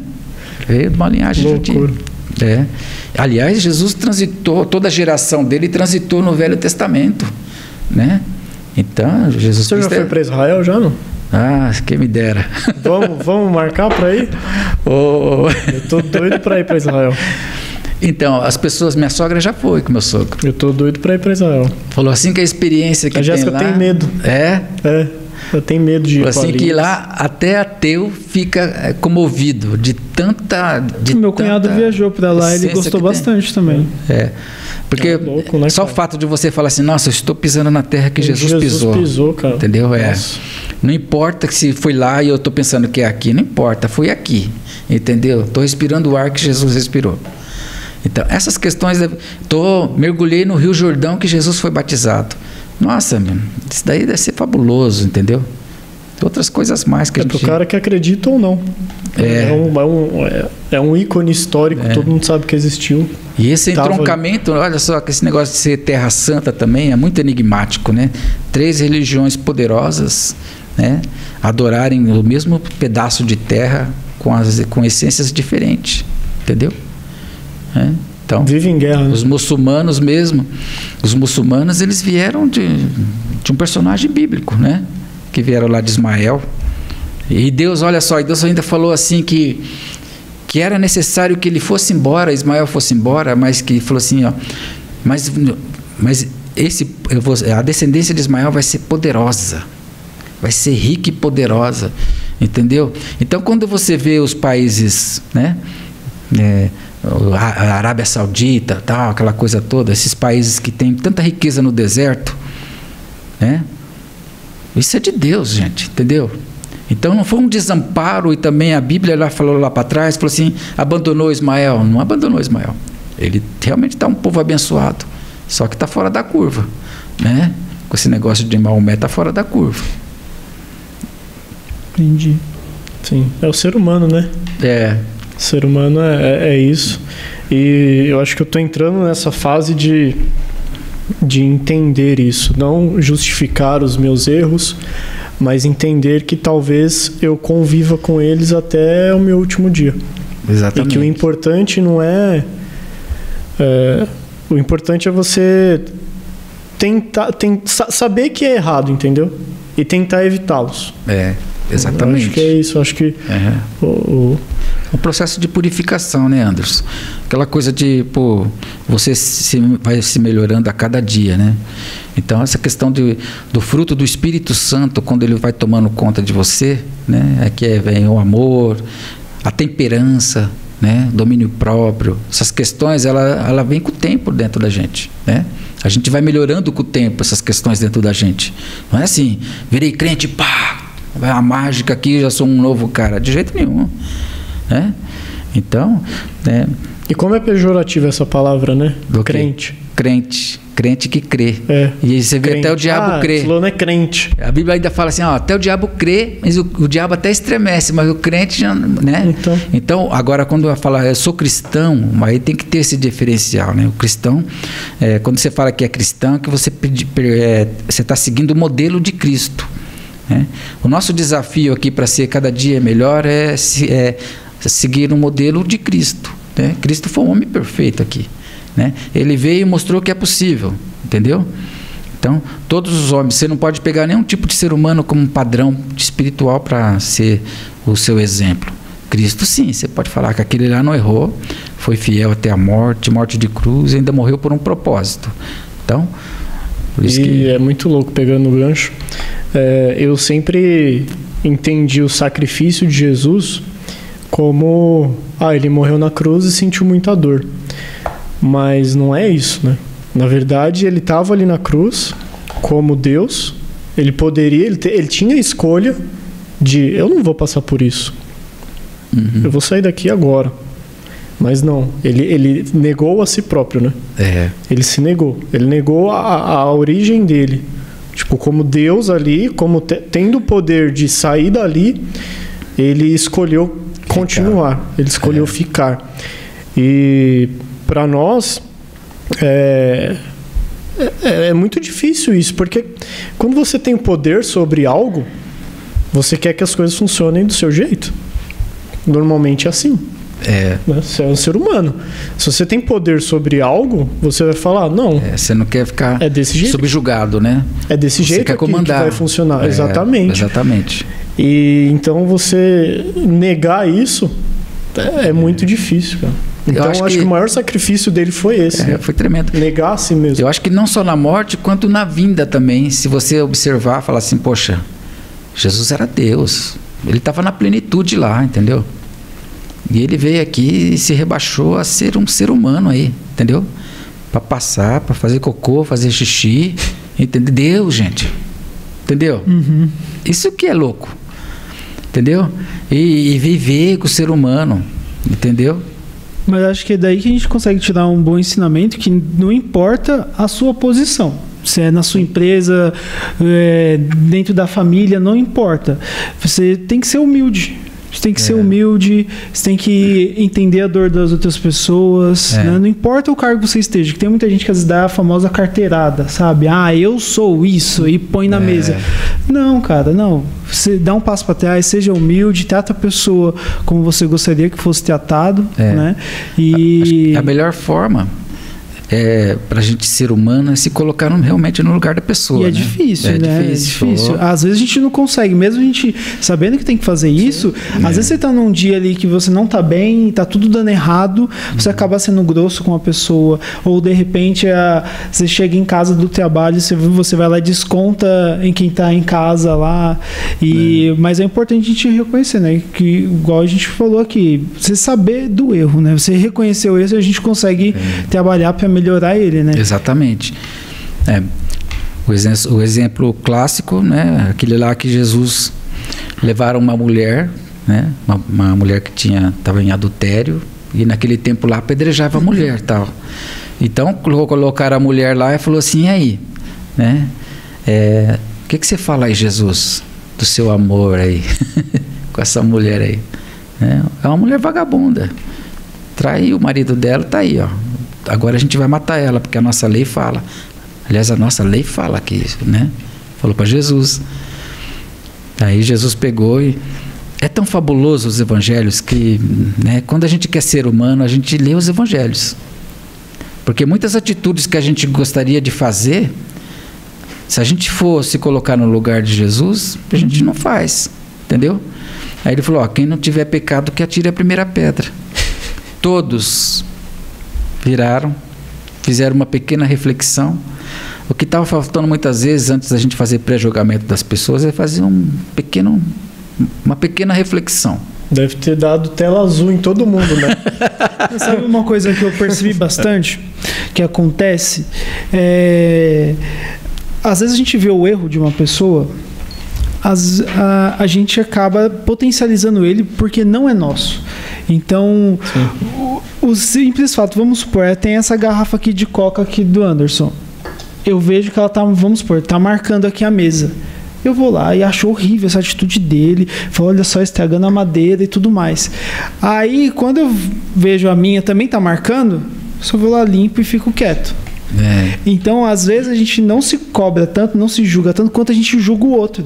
Aí a gente vai lá, porque foi ele que errou, não fui eu vou lá e massacro ele. Isso tá errado, é isso. E quando a gente se pega no erro, a gente fica, eita, errei. E fica quietinho e resolve. E isso tá cada vez mais comum, né? Esse julgamento, Não, teve uma empresa que eu trabalhei que era assim. A pessoa ia lá, pagava uma coisa da planilha. Nossa, ela não falava pra ninguém. Às vezes eu via a pessoa errando ali. Quando o outro errava, essa pessoa que errou antes massacrava o outro. Falava, não sabe fazer nada direito e aquilo. E ia acontecer isso. E aí eu comecei a perceber isso. Eu falei assim, olha só como a gente é. Por que a gente não se julga, não se cobra tanto quanto a gente cobra o outro? Não estou dizendo que a gente tem que se cobrar tanto assim também. Mas é na hora que a gente tiver sobre... tô bravo aqui, tô irado. E aí eu tô julgando outra pessoa... Para e pensa assim, eu faria isso comigo? Não faria. Aí é onde que aí você começa a se colocar no lugar do outro. Aí você evita várias coisas. O olhar. Você vê, Davi... É um exercício diário. Ele passou por uma experiência... ele cresceu os olhos numa outra mulher, né? Tal. Você conhece bem a história, né? Todo mundo aqui, claro, conhece. E aí, olha só que coisa interessante. Ele pegou, mandou colocar o soldado na frente para matar, falou assim, eu sou o rei aqui, gostei da mulher dele, vou ficar com ela. Aí daqui a pouco chegou um profeta e começou a contar uma história para ele. Aí ele contou uma história sobre um posicionamento de uma pessoa que tinha feito, né, de uma outra forma, a mesma coisa. Aí o Davi pegou e falou assim, nossa, quem é que fez isso daí? Manda matar. Esse daí que fez, coloca na frente e manda matar. Aí o profeta pegou e falou assim, então Davi, você fez isso, entendeu? Aí a casa caiu, entendeu? Aí ele fez a reflexão, falou, poxa, a vida é mesmo, hein? E um homem de Deus, um homem segundo o coração de Deus, por isso que você falou que você gosta muito de Davi, eu também, né? E às vezes eu fico transitando na Bíblia e fico falando assim, como é maravilhoso ver que Deus, o que tinha em Davi, a Bíblia fala que Davi era um homem sanguinário, então era um homem que tinha sangue nos olhos, era um homem de guerra, e quando era para matar, matava, quando tinha que fazer a maldade, fazia, porque era um homem de guerra. Mas era um homem segundo o coração de Deus. Então, às vezes a gente pega um pré-julgamento de uma pessoa, né, que aos nossos olhos é uma pessoa, é um inferno, entendeu? É o caos. Mas às vezes, na perspectiva de Deus, ele é o cara, entendeu? Porque ninguém sabe como está o coração de uma pessoa com relação a isso. Sim, às vezes. Não estou falando que o campo da maldade é um campo aberto para ser protegido e ser adulado e tudo mais, não é isso. Eu só estou falando nessa questão de muitas vezes a gente fazer pré-julgamento de pessoas que aos nossos olhos não presta, mas aos olhos de Deus presta, entendeu? É essa a concepção. Por isso que ser religioso, tudo é amor, né? Se você não quer errar, você ama. Né? Quando a gente for fazer um pré-julgamento de alguma pessoa, se você não quer errar, você ama, né? O amor é o vínculo da perfeição, né? Quando você age com amor, por mais duro que você vai agir com uma pessoa, você está agindo certo, né? Então é um bom termômetro para a gente se policiar, se policiar, exatamente. Boa. Sim, é igual líderes. Os líderes parece que não podem errar, né? Quando um liderado vê um líder errando, nossa, olha o que esse cara falou, olha o que esse cara está fazendo. Só que é o que vocês estão falando. Todos nós somos seres humanos. Isso daí já começa lá atrás. Isso daí já começa lá atrás. Eu lembro na época da escola. Se o professor escrevesse errado na lousa, nossa, é um julgamento. Todo mundo ficava, o professor errou. Porque a gente coloca isso, né? Quem tá ali, digamos que acima, não pode errar, porque ele é o modelo de todo mundo. Só que é aí que a gente erra, porque todo mundo erra, todo mundo. E aí é legal, porque se uma pessoa é muito perfeita, algo está errado. Fé demais, como que é? Fé demais não cheira bem. Fé demais não cheira bem. Pois porque se ela é muito perfeita, significa, pode ser que ela esteja escondendo muito bem quem realmente ela é. Ela não está sendo verdadeira, porque quando você age com verdade, em tudo que você for fazer, seja qualquer coisa na sua vida, você está se dando margem a erro, porque você está sendo você mesmo, você não está interpretando um personagem, entendeu? E também se torna uma pessoa também petulante também, que afasta muitas pessoas. Ninguém quer um perfeito perto, né? Você atrai muito mais as pessoas quando você mostra suas deficiências, suas carências, suas lutas. Mas é claro que a gente também tem que pontuar. Também não significa que a gente vai normalizar o erro e você todo dia erra naquela mesma coisa e não vai mudar. Exatamente. Né? Não pode. É o que Jesus falou para aquela mulher depois que todo mundo foi embora, né? Vai e não peques mais. E ela foi e não pecou mais. Então, a fé também ela é poderosa para isso. Quando fala que Jesus perdoou todos os nossos pecados, significa que existe sim essa restauração, né? Uma vez que você colocou dentro do seu coração que você estava errado, ficou constrangido, o próprio Davi ele ficou constrangido. No Salmo 51 ele fala, há um coração quebrantado e constrito, muito entristecido, né, que ele chorou demais, ele sofreu muito com aquilo. Então, quando você sente que você errou, pisou na bola, né, se entregou para Jesus, Jesus me perdoa, nessa eu não caio mais, né? Eu estava realmente fora da casinha, né? Então, a partir daquele momento, a pessoa fiel com Deus mesmo não vai errar nunca mais, entendeu? Porque ele está dentro daquele propósito. Pelo menos naquela questão não, mas pode errar em outras, entendeu? Por quê? Porque ele né? Ele pegou, foi e resolveu não pecar mais.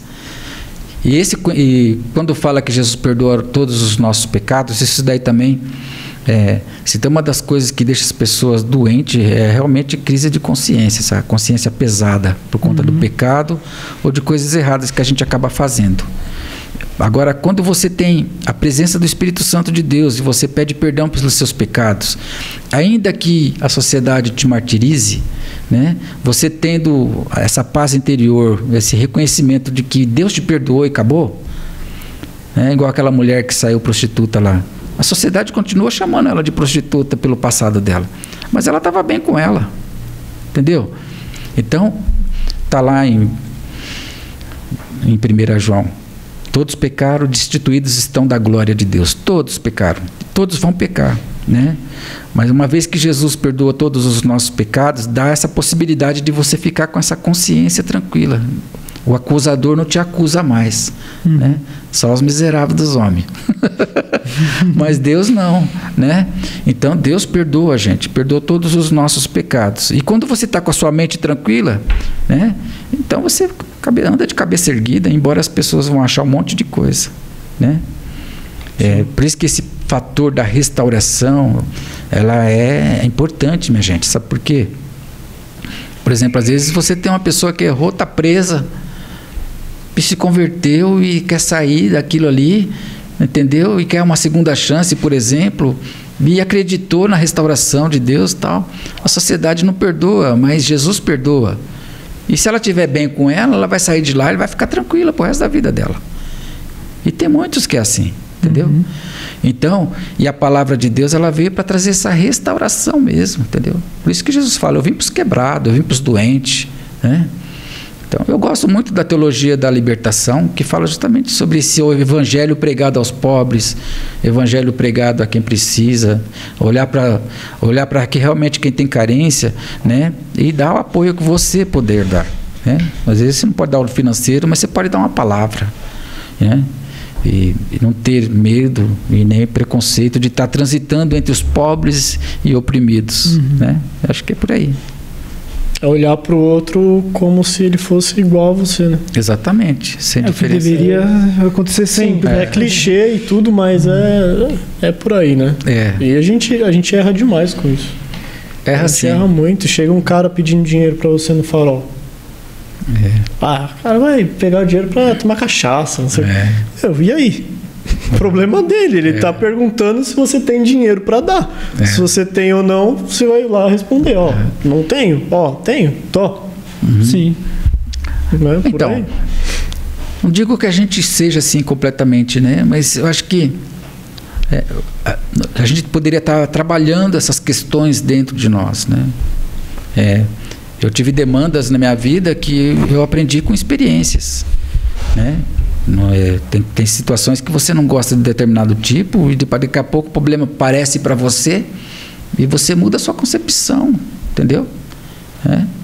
Então, porque você está vivendo o problema, então você tem que olhar diferente, você tem que amar agora uma situação que em outros tempos você não amaria, entendeu? E ama. E isso é melhorar como ser humano, né? Então, quando a gente entende essas demandas sem precisar passar pela experiência, né? Aí é fantástico. Tem gente que não passou pela experiência, entendeu? Sim. E teve um coração fabuloso. Vários aí que a gente pode falar até na história, né? O São Francisco de Assis, né? Vamos falar um pouco dos católicos. O cara era rico. O cara estava com tudo de bem lá, ia ter um posicionamento na igreja e de repente ele teve uma iluminação espiritual, ele pegou e vendeu toda a parte que ele tinha e foi ser franciscano, foi ser padre para cuidar dos pobres. Caramba, não sabia não. Então. Interessante. Tem muita coisa. Tem muita coisa interessante.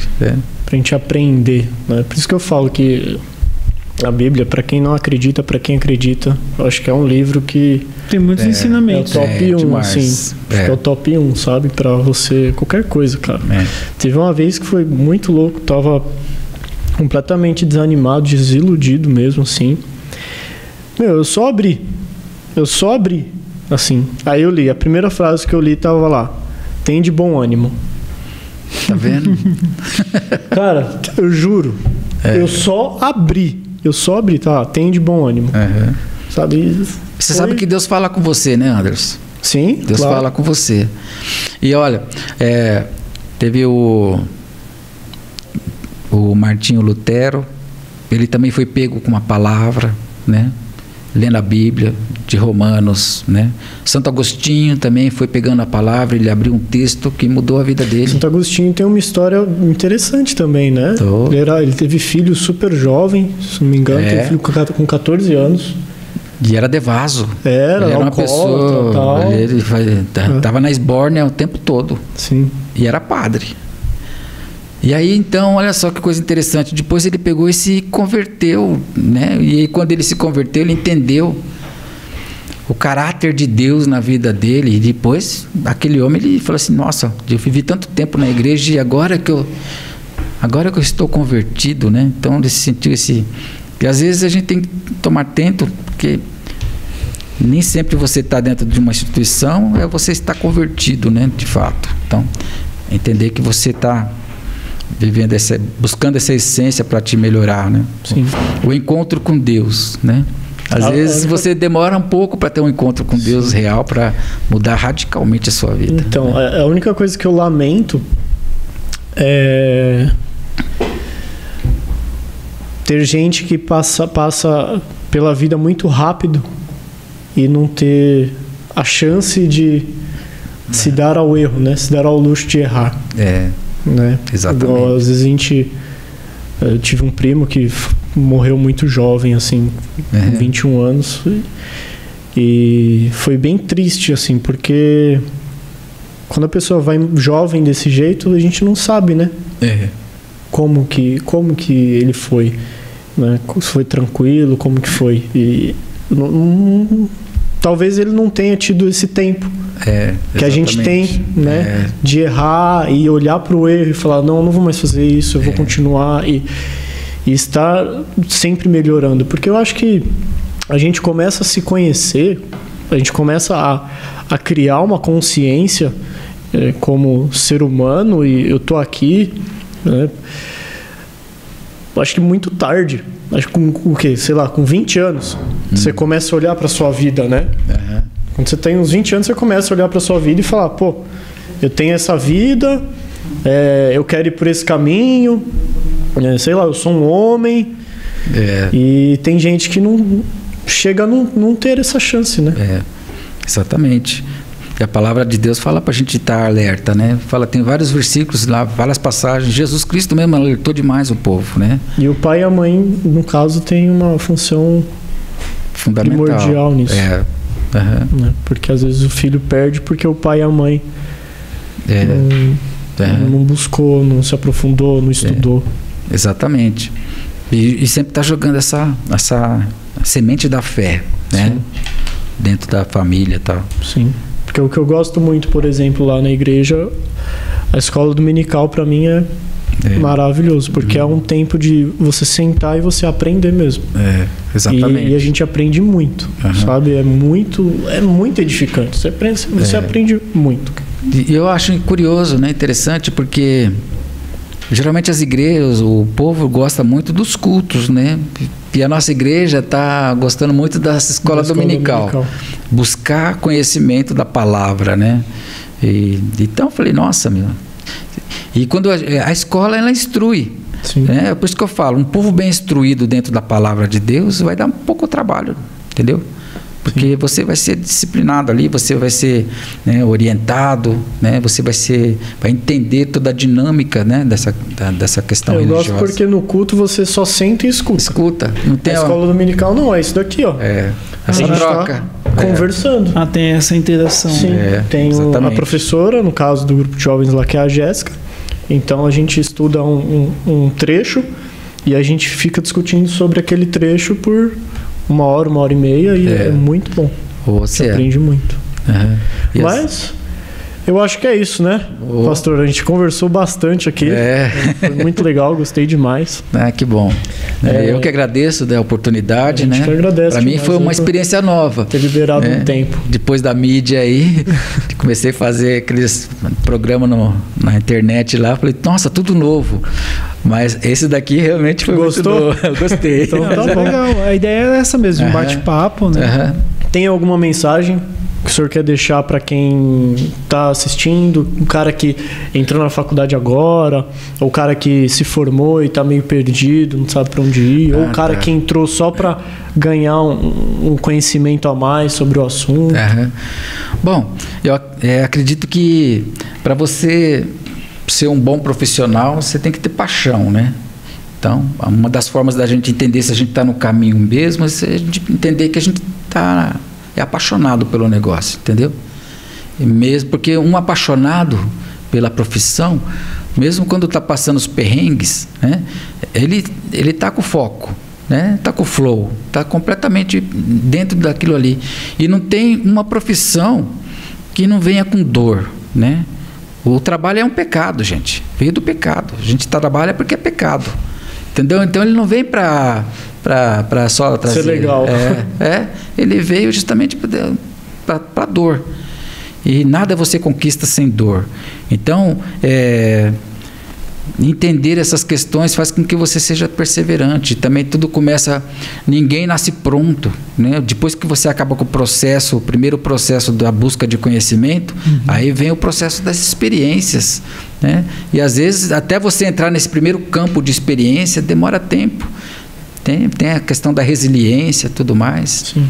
Né? Então, caminhar um pouco mais e não desistir e continuar apaixonado por um tempo. Apaixonado não mede esforços. Não mede esforços. Eu ia para casa da Jéssica de bicicleta e era longe pra caramba.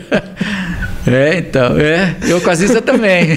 Eu comecei com bicicleta. Então, cara, eu levava no médio esforço. Eu levava a Macy, minha esposa, eu levava ela pro cursinho dela de bicicleta. Ela ia na garupa.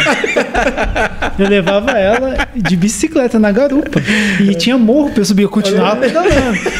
Chegava lá sempre. Eu falava, não posso deixar e fazer ela andar. Não, ela tem que ir na garupa. Eu ia lá. Mas, é legal ter falado da paixão, porque também tem aquelas pessoas, pode estar numa determinada profissão ou um determinado curso e não está sentindo uma paixão por aquilo. Isso é normal também. Porque aí é legal você pensar se você está gostando realmente do que você está fazendo, porque dá tempo de você ir para uma outra área. Né? Você buscar. Então, mesmo aquela pessoa que está ouvindo isso fala assim, pô, mas eu não sinto paixão aqui na empresa que eu trabalho, eu não sinto paixão nesse curso que eu estou fazendo, e está empurrando com a barriga porque quer terminar ou estou acomodado, se pergunta, faz esse questionamento, porque aí às vezes você consegue ir para uma outra área e achar a sua real paixão, que aí é isso que você falou. E procurar outros profissionais, né? E que às vezes nem está ligado com o curso que você escolheu. Olha só, eu trabalhei com... Já vou terminar, tá? Não, que isso, tranquilo. Tô falando demais, né? Não. Olha, eu trabalhei com um promotor e aí chegava aquele promotor todo sorridente, né? Bem com a vida, bem alinhada, com um terno lindo, né? Entrava assim, pá. Eu trabalhava lá, eu era auxiliar judiciário na época, né? Agora eu sou escrevente. Mas na época eu era auxiliar judiciário. Aí ele passava perto de mim e falava assim: bom dia, Cláudia. Passava, entrava na sala dele, né? Opa, eu falei, nossa, que cara de bem com a vida. Aí depois a gente conversando lá, fomos saber o que era a história dele, né? Aí ele fez engenharia, ele entrou para fazer engenharia e sofreu demais na profissão, que é isso que você está falando, né? Sofreu demais e não conseguia emprego, estava lá com a família passando fome, necessidade. Aí, e ele via que os amigos dele que tinham feito direito, estava tudo indo muito bem, graças a Deus. Ele falou, vou fazer direito, né? Aí ele pegou, fez direito, aí ele passou, foi delegado, passou, né? Mas ele não gostou da profissão de delegado, aí prestou para promotoria. Aí ele entrava daquele jeito no fórum. Porque ele se achou, entendeu? Ele se achou. Engenheiro não, promotor de justiça. Eu trabalhei com uma juíza também, né? Naline, Jane Ruth Naline, lá em Jarinu. E ela era enfermeira padrão de hospital. Olha só, enfermeira padrão de hospital, né? Mas também não se achou naquela profissão. E o irmão dela já era juiz, ela pegou, foi fazer direito, entendeu? E aí depois prestou para a magistratura, entrou, né? Casou com um juiz lá também, todo, né? Aí eu falei assim, olha só. Achou então, a paixão dela ali. Não só a paixão, com relação à profissão, inclusive, entendeu? A vida dela muda, né? Então, às vezes também, você fica batendo. Estava conversando com uma sobrinha minha, que ela passou por esse processo também, abriu uma clínica, estava lá, empolgada no começo, depois começou a faltar funcionário e tal. Assim, aí ela pegou, foi prestar um vestibular para direito, passou, ficou na dúvida se fazia ou não fazia. Por quê? Está tentando se achar, entendeu? Está perdida, igual você falou. Né? Enquanto a vida há jogo, né? E aí você tem que perceber que a paixão vai até a hora que você fala assim, bom, realmente não é para mim, está na hora de mudar. Aí cai dentro disso que você falou. Sim. Né? E a galera tem que entender isso, que enquanto você está vivo, você está jogando, meu. E mesmo nas perdas, Anderson, o que você não perde nada, porque fica tudo de experiência. Sim. Que é aquilo que a gente estava conversando ali fora. Sim. Quem erra também ensina, entendeu? Quem erra também pode ser um bom professor. Sim. Né? Então é isso. Eu falei isso hoje mais cedo no outro programa, eu vou falar de novo. Que eu escutei o Rick Chester falando. O Rick Chester, ele era um vendedor ambulante de água na praia. E hoje ele é palestrante, assim, cara fora da curva totalmente. E ele falou que ele nunca perde. Ou ele ganha, ou ele aprende. Olha só, é fantástico. E é isso, né? A gente nunca perde. Ou a gente está ganhando ou a gente está aprendendo.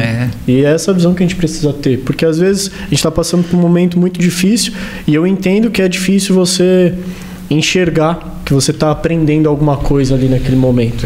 Mas a gente tem que sempre lembrar disso. Que a gente nunca está perdendo. Ou está ganhando ou está aprendendo. E isso vale também para a pessoa que está num curso ou numa profissão que ela não gosta. Ela não tem que pensar, estou perdendo tempo nessa profissão ou perdi tempo. Não, você aprendeu que aquilo ali não é para sua vida. Então você aprendeu. Você aprendeu que aquela área não é para você, que aquele curso não é para você. E você vai conseguir aprender qual curso é para você, qual área é para você, entendeu? Então você não perdeu tempo. Então eu trabalhei na Polícia Militar por 2 anos e eu detestava trabalhar lá. E quando as pessoas me perguntam o que eu aprendi lá, eu falo que eu aprendi a não fazer um monte de coisa. Entendeu? Porque eu via muita coisa errada. Então eu falo, eu aprendi a não fazer um monte de coisa. Um monte de coisa que eu sei que eu não devo fazer. Porque às vezes a gente fica pensando que no campo de quem tá lá para não fazer o erro, mas às vezes quem está lá para não fazer o erro é onde mais faz. Sim. Entendeu? Porque está sob a proteção daquela escama. Entra naquela questão do poder que a gente falou. Você tem o poder de controlar isso daqui. E aí, qual a sua escolha? Mas é só também a gente pensar. Onde tem ser humano, vai ter erro. Vai ter erro, não tem como. Então, e aí tem gente que fala assim, mas aí a máquina não erra. A máquina também tem erro, porque foi um ser humano que construiu. Então, o erro está sempre próximo da gente. A gente tem que compreender que ele existe e não bater na mesma tecla quando a gente encontrar ele. É corrigir. E não ficar justificando, né? Não, bola para frente. Não justificar o erro, cara. Eu errei por causa disso. Não. Errou, assume o erro, bate no peito, eu que fiz, eu que errei. E acabou. E vai pra frente. Vai pra frente. Porque senão você não avança. Sim. Senão você fica se remoendo, você fica doente, entendeu? Então, mas eu acho assim, a minha visão, a justificativa, ela cabe como uma análise e não como uma desculpa. Exatamente. Eu acho que nesse sentido. Porque, por exemplo, você pode muito bem falar, por exemplo, eu errei porque, por exemplo, eu derrubei essa latinha porque eu deixei ela na beirada. Isso é uma justificativa, mas não significa que eu estou tirando a minha responsabilidade. Não. Agora, se você usa para tirar, mas eu derrubei porque estava ali. Porque você colocou. Porque estava na beirada. Aí você está tirando a sua responsabilidade de colocando em algum lugar. Aí não. Aí você tem que chama a responsabilidade no peito e fala, eu errei mesmo. Por quê? Porque estava na beirada. Então eu já sei que eu não posso deixar mais na beirada. Né? Ou se eu ver alguma latinha na beirada, eu tiro da beirada. Isso. Eu adoro quando chega um funcionário para mim e fala assim, Anderson, fui eu que fiz isso. Tipo um erro grotesco. Anderson, fui eu que fiz isso. Porque eu sei que eu posso confiar nesse cara. Porque ele reconheceu. Ele reconheceu o erro dele e não tem problema. Não jogou pra ninguém, né? Não jogou pra ninguém, não tem problema nenhum. Porque às vezes tem erro que acontece na empresa e você fica procurando e ninguém fez. Sabe? Ninguém fez aquilo ali. E não é assim que as coisas funcionam. Não tem problema errar e você não vai ser apedrejado porque você errou. Entendeu? Eu não lembro de quem é essa frase, mas eu tinha... Não tem uma música que fala, reconhece a culpa, né? Levanta, sacode a poeira, dá a volta por cima. Essa música, ela fala disso, né? Reconhece o erro e muda. Não, teve uma frase que eu vi, que eu não lembro de quem que era, mas fala assim, se você se deparar com um erro e você ainda consegue sorrir, é porque você já achou em quem pôr a culpa. Ele falava bem isso, sabe? Algo nesse sentido. Que aí, tudo bem, não significa que você tem que cometer um erro, você vai entrar em depressão. Mas é assumir a responsabilidade. Se você achar que tá tudo bem, não, beleza, cometi esse erro aí, e você não muda, tá ligando pra nada. Tipo, a culpa é minha, eu coloco em quem eu quiser. É que na verdade, eu acho que esse processo ele é dolorido para quem passa, entendeu? Mas amadurece. Para quem reconhece. Então, uma vez que ele passou por esse processo, né, sofreu, né, e pagou o preço, pelo menos dentro da sua consciência que sofreu e reconheceu, né? Então aí sim ele pode andar de cabeça erguida. Do contrário, tem gente que também não muda. Tem gente também que não vai mudar os procedimentos dele, né? Tem gente que tem uma maldade extrema mesmo. Tem gente que tem... né? Às vezes também a pessoa é muito cabeça dura, sabe? Às vezes também já entrou nesse modo de sempre jogar a culpa em outra pessoa, ele consegue dormir tranquilo com isso, mas fazer o quê? É o jeito que ele quer levar a vida dele, né? Até onde ele vai conviver bem com isso a gente não sabe. O importante é a gente fazer a nossa parte e se policiar nisso e encarar nossos erros para a gente melhorar como pessoa e amadurecer. Mas isso que você falou é importante, né? É de você reconhecer que erra, que errou, né? E que não usar como justificativa, né? Para falar assim, eu trabalho isso bem na minha mente e vou bola. Não é assim, eu trabalho bem na minha mente, né? Você tem que trabalhar dentro da sua interioridade, saber que aquilo está errado e tem que ser mudado, né? Isso é importante. Perfeito. É isso aí. É isso. Muito obrigado, professor Cláudio. Eu que agradeço, né? Foi muito bom. Eu agradeço mesmo, né? Obrigado a todos admiro que assistiram. Muito você, viu, Anderson? Você eu também admiro o senhor, por isso que está aqui na mesa. E vocês também, foi um prazer conhecer vocês, né? Os parceiros do Anderson aí. E que Deus abençoe a vida de vocês. Amém. Tá? Muito obrigado. De todos nós. Exatamente. Então é isso. Valeu, pessoal. Muito obrigado. Espero que tenha ajudado em alguma coisa na sua caminhada aí. E até a próxima. Valeu. Até a próxima.